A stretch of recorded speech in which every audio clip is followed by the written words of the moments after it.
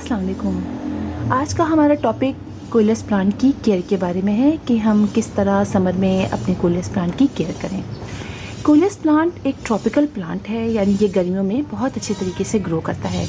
लेकिन ऐसी गर्मियाँ जहाँ पर बहुत लू चलती हो, मौसम खुश्क रहता हो, ऐसे इलाके उनमें ये प्लांट काफ़ी प्रॉब्लम फेस करता है।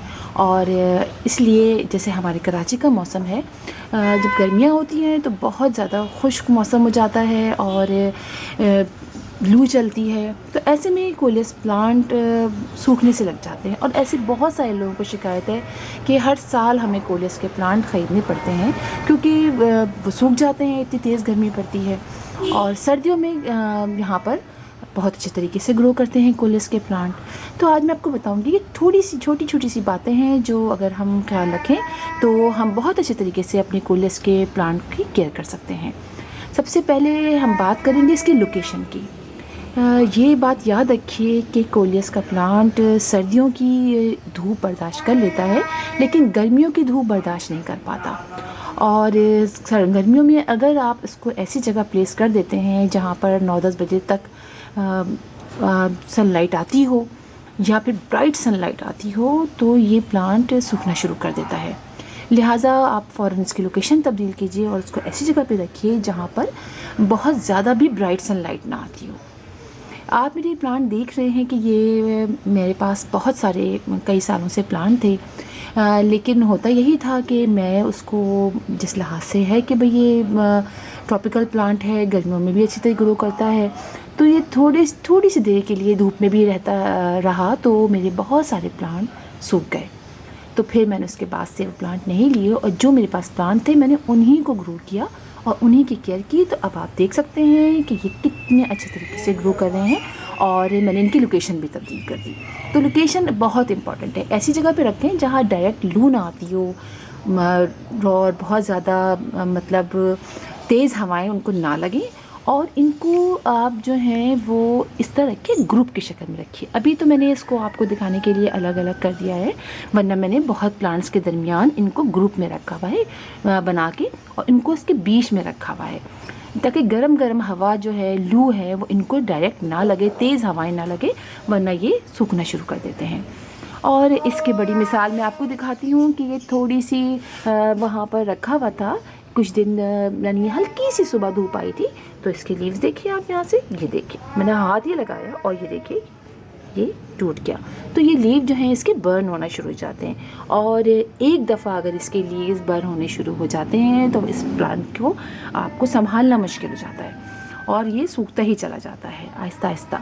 जैसे कि मैं आपको दिखाती हूँ कि मैंने बहुत सारे प्लांटर बना के लगाए हुए थे और अभी वहाँ पर बहुत थोड़ी सी देर के लिए सुबह धूप आती थी, जब आपको याद हो ये प्लांटर ये लगाए। तो अब आप देखिए इसके सारे लीव जो है वो सूख गए हैं और अभी मैं कोशिश में हूँ कि ये लग जाएं, लेकिन ज़रा उम्मीद कम लग रही है। तो इस तरह आप इनको फ़ौरन, अगर प्लांटर में भी बनाया हुआ तो आप इसको जगह से मूव कर दीजिए। और दूसरी बात हम बात करेंगे इसकी सॉइल की।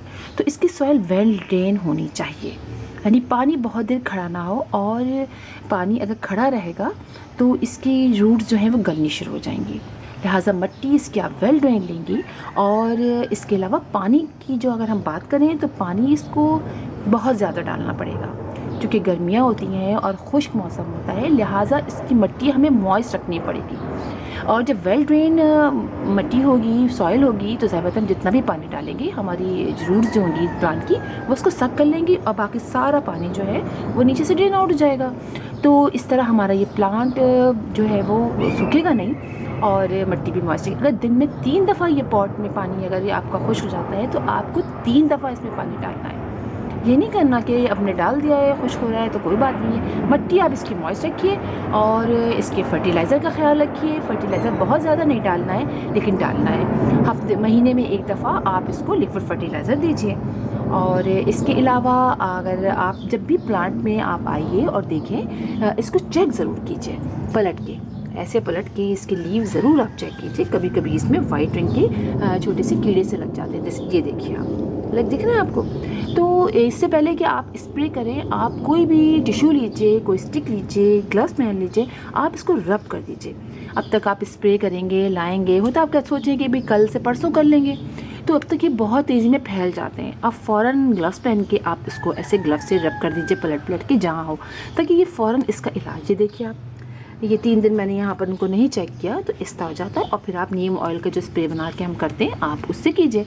अगर उससे भी ना हो तो आप बाज़ार से कोई भी इस तरह का ले आइए आप पेस्टिसाइड, और ला के आप स्प्रे ज़रूर कीजिए, इसलिए कि बहुत तेज़ी में इसमें ये जो है वो कीड़े फैलने शुरू हो जाते हैं।